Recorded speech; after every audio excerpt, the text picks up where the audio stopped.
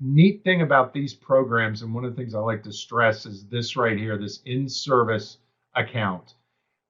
You have the opportunity in a deferred compensation setting to establish an in-service distribution account, meaning an account that is just going to distribute at some point in the future. We see these used frequently by participants to fund college expenses, the future purchase of an automobile, the future purchase of a retirement home. But they have the ability to save in a designated account for a year they wanted to distribute.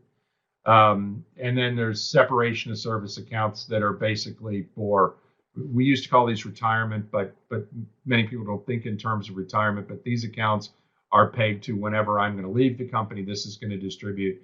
These in-service accounts are pegged to, I know that 8 years from now, my daughter is going to start college. I would like to save money on a pre-tax basis to fund that, and that's going to distribute in 2028 because it's 2020 or 2029 or whenever.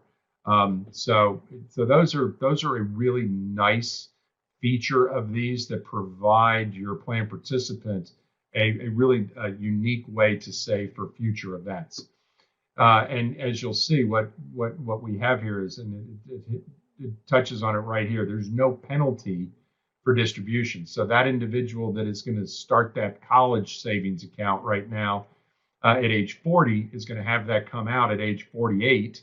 And unlike pre-tax savings done in a qualified plan, there's no penalties on that. It just flows out. It's W-2 income. It gets taxed, and you spend it for what you want.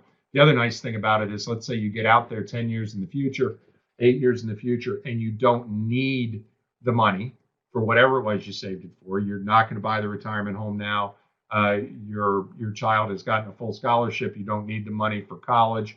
You've decided to do something else. Whatever it is, you have two choices. You can re-defer that and let it ride for another 5 years, growing tax-free for 5 more years, or you can take it and spend it on whatever you want. The idea that it's on what it's being spent for is just in your head. There's nothing that locks this down, so you're not as bound up by it as you are with some of the other savings methodologies.